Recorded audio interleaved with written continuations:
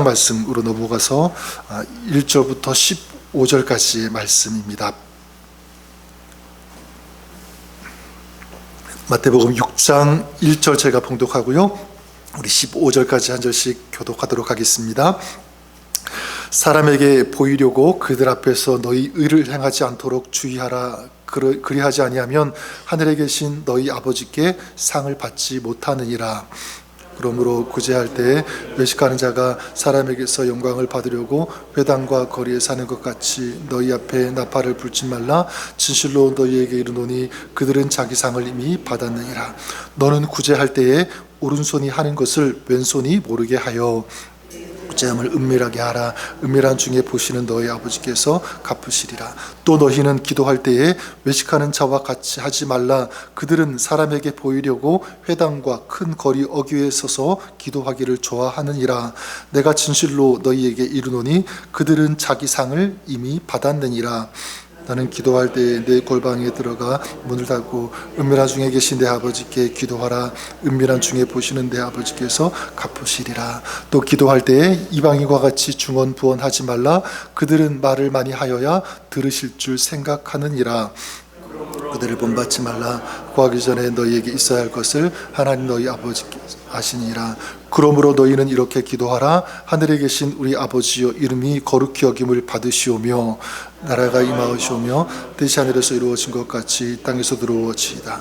오늘 우리에게 일용할 양식을 주시옵고 우리가 우리에게 죄진 자를 사하여 준 것 같이 우리 죄를 사하여 주옵시고 우리를 시험에 들게 하지 마시옵고 다만 악에서 구하시옵소서. 나라와 권세와 영광이 아버지께 영원히 있사옵나이다. 아멘. 너희가 사람의 잘못을 용서하면 너희 하늘 아버지께서도 너희 잘못을 용서하려니. 15절까지 읽겠습니다. 너희가 사람의 잘못을 용서하지 아니하면 너희 아버지께서도 너희 잘못을 용서하지 아니하시리라. 아멘. 네, 하나님 말씀입니다. 성경 복음서에 나오는 그 예수님의 그 모습을 보면 예수님께서 가르치실 때 혹은 다른 사람들에게 어떤 말씀을 교훈하실 때 보면 굉장히 부드럽고 따뜻하게 또 이렇게 배려하시면서 또 세밀하게 이렇게 메시지를 전달하시는 그런 모습을 보게 됩니다. 하지만 어떤 경우에는 예수님께서 이렇게 하실 수가 있는가라고 싶을 정도로 굉장히 강하게 말씀하시는 그런 모습들이 나타나게 되는데, 그런 모습 보면 어떻게 보면 조금 당황스러울 때도 있습니다. 대표적으로 화 있을 진저라고 하는 그런 강력하게 어떤 그런 어떻게 보면 저주와 같은 그런 말씀을 전하시게 되는데, 마태복음 23장에 보면 예수님께서 바리새인들과 서기관들을 향하여 무려 6번씩이나 화 있을 진저 이렇게 외치는 그런 모습들을 보게 됩니다. 자, 그런데 중요한 것은 누구에게 또 왜 그렇게 하셨느냐, 저는 이것이 중요하다고 생각합니다. 공통적으로 보면 예수님께서 그렇게 말씀하실 때는 어떤 자들에게 왜 하셨냐면 외식하는 자들에게, 그들이 외식했기 때문에 그런 말씀을 하시는 것을 보게 됩니다. 화 있을진저 외식하는 자들이요, 이렇게 말씀하셨죠. 이것은 그들을 저주하기 하는 그런 말이라기보다는 제가 볼 때는 그렇지 않습니다. 이거는 예수님께서 너무너무 마음이 아프시기 때문에, 그래서 그 외식에 대해서 주님께서 강력한 처방을 내리실 수밖에 없는 어떤 그런 예수님의 그 마음을 우리가 이해해야 된다라고 생각합니다. 그만큼 예수님께서 지적하시는 것, 그리고 예수님께서 돌이키게 바꾸시려고 하는 것, 그게 어떤 문제였습니까? 외식이라고 하는 문제입니다. 오늘 우리가 읽은 이 말씀에도 보면 마찬가지죠. 1절부터 6절까지 대표적으로 보면 예수님께서 계속 강조하시는, 말씀하시는 것이 무엇이냐면 바로 외식에 대한 것임을 우리가 알 수가 있습니다. 예수님은 여기 보면 3번씩이나 이제 말씀하시는데, 외식에 대해서, 왜 이 외식에 대해서 이렇게 강하게, 외식이 어떤 것이기에 이렇게 말씀하시는가, 강하게 다루시는가라고 할 때 중요한 것은요, 이 외식은 바로 동기가 잘못되었기 때문이라는 것입니다. 동기의 문제라는 것이죠. 그래서 외식하는 것의 가장 두드러진 특징, 자, 그것이 무엇이냐면 사람에게 보이려고 한다. 사람에게 보여주기 위해서. 자, 이것이 문제죠. 그래서 1절 보면 이렇게 말씀하지 않습니까? 사람에게 보이려고 그들 앞에서 너희 의를 행치 않도록 뭐하라? 주의하라. 외식에 대해서 사람에게 보이려고 2절에도 말씀하죠. 구제할 때 외식하는 자가 사람에게서 영광을 받으려고 회당과 거리에서 하는 것 같이 너희 앞에 나팔을 불지 말라. 마찬가지 아닙니까? 5절도 마찬가지죠. 또 너희가 기도할 때에 외식하는 자와 같이 되지 말라. 저희는 사람에게 보이려고 회당과 큰 거리 어귀에 서서 기도하기를 좋아하느니라. 오늘 말씀 15절까지 읽었지만 뒤에 나오는 내일 말씀 16절에도 금식도 마찬가지예요. 금식할 때 너희는 외식하는 자들과 같이 슬픈 기색을 띠지 말라. 이렇게 말씀하십니다. 저희가 금식하는 것을 사람에게 보이려고 얼굴을 흉하게 한다, 이렇게 말씀합니다. 당시에 이 바리새인들, 서기관들, 또 많은 사람들이 그랬다는 거예요. 구제를 함에 있어서 사람들에게 보이려고 하고, 그래서 자기들이 영광을 얻으려고 했다. 구제를 하면서 나팔을 불었다는 거죠. 그리고 기도하면서 사람들이 잘 보이는 회당과 거리에서 기도했다라는 것입니다. 금식할 때도 슬픈 기색을 일부러 얼굴에 띄고 티를 냈다는 거예요. 머리도 감지 않고 아마 이빨도 닦지 않고 그랬겠죠. 그러니까 누군가에게 여러분 선물을 이렇게 주었는데 그 선물의 그 목적이 상대방을 기쁘게 하는 것보다는 그 선물하면서 내가 이런 사람이다라는 것을 보여주기 위한 그런 목적이라면 여러분 받는 사람도 아마 그 선물 받으면서 굉장히 부담이 될 거라고 생각합니다. 저는 마찬가지로 하나님께 드리는 이 경건도 마찬가지라고 생각해요. 하나님께 드리는 것 같아도 실제로는 사람들에게 박수를 받으려고 하는 것이라고 한다면 그것은요 하나님 앞에서 빈 껍데기와 같다라는 것임을 우리는 알아야 됩니다. 예수님께서 이 껍데기를 지금 뭐라고 부르시는 거예요? 외식이라고 부르는 거예요. 우리가 여기서 전제해야 되는 그 사실은 무엇이냐면 예수님은 지금 이 말씀을 누구에게 전하고 있죠? 제자들에게, 그리고 예수님을 지금 따르고 있는 그 사람들에게 주고 계시는 것입니다. 그러니까 이 구제하는 것, 기도하는 것, 금식하는 이런 모든 것들은요 사실 우리 믿는 사람들에게 있어서 너무나 소중한, 너무나 중요한 그런 신앙의 어떤 모습, 삶이라고 하는 것입니다. 근데 이런 몇 가지를 예수님께서 꼽았지만 이 몇 가지가 어떻게 보면 그 삶을 완전히 왜곡하는, 그죠? 완전히 잘못된 어떤 그런 모습으로 갈 수 있다. 그게 뭐의 문제라는 거예요? 외식. 그만큼. 그래서 또 한 가지 예수님께서 이 외식을 이렇게 강하게 다루시는 그 이유는 뭐냐면 결국은 이 외식이 헛되기 때문에 그렇습니다. 하나님께 결코 인정받지 못한다. 그래서 오늘 말씀 2절과 5절에 보면 말씀하죠. 내가 진실로 너희에게 이르노니 저희는 자기 상을 이미 받았느니라. 사람에게 영광을 얻으려고 사람들을 의식하면서 한 그 신앙은 사람들에게 인정받고 칭송을 받을 수는 있을지는 모르겠지만 거기에서 끝이 난다. 하나님께서 주시는 진짜 상은 받지 못한다라는 것을 알 수가 있습니다. 그래서 1절에 말씀하고 있죠. 사람에게 보이려고 그들 앞에서 너희 의를 행하지 않도록 주의하라. 그리하지 아니하면 하늘에 계신 너희 아버지께 상을 받지 못하느니라. 뭐죠? 헛되다라는 것입니다. 그래서 예수님께서 계속해서 외식하는 자와 같이 되지 말라라고 말씀하는 것입니다. 자, 그러면 여기서 이렇게 외식하지 않는 신앙이 되어야 되는데 어떻게 그럴 수 있는가? 어떻게 그럴 수 있는가? 오늘 말씀에서 여러분 외식이라고 하는 이 단어와 완전히 상반되는, 반대가 되는 그런 중요한 단어가 나오게 되는데 그 단어가 무엇이냐면 바로 은밀함이라고 하는 그런 단어입니다. 은밀함. 그래서 오늘 말씀에 예수님께서 외식이라는 이 단어를 3번 사용하셨고요. 그리고 반대로 은밀함, 이 단어를 몇 번 사용하셨냐면 4번 사용하는 것을 보게 됩니다. 내일 본문까지 보면 총 예수님께서 이 은밀함 몇 번 사용하냐면 총 6번씩이나 사용했음을 보게 됩니다. 그래서 구제할 때 어떻게 하라? 은밀하게 하라.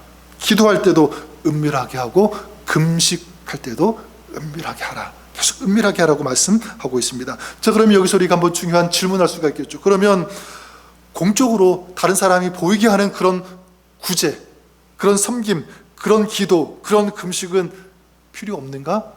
하지 말아야 되는가? 가치가 없는가? 그렇게 질문할 수 있겠죠.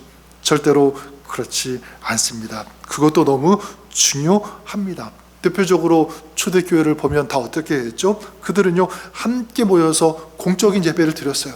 또 함께 기도하고 함께 섬기면서 함께 교제하는 그런 신앙 공동체의 모습을 보였습니다. 만약 지금 예수님께서 이런 것을 그대로 했다면 사실 함께 하면 안 되겠죠. 다른 사람이 보이도록 그렇게 하면 안 될 것입니다. 하지만 그들은 그렇게 했다는 거예요. 예수님의 의도는 무엇이냐면, 처음에도 제가 말씀드렸지만 공적인 구제, 공적인 기도, 공적인 금식, 자 이런 것들을 금지한 것이 아니라 뭐를 조심하라고 하는 거죠? 동기의 문제, 이걸 점검하라고 하는 거예요.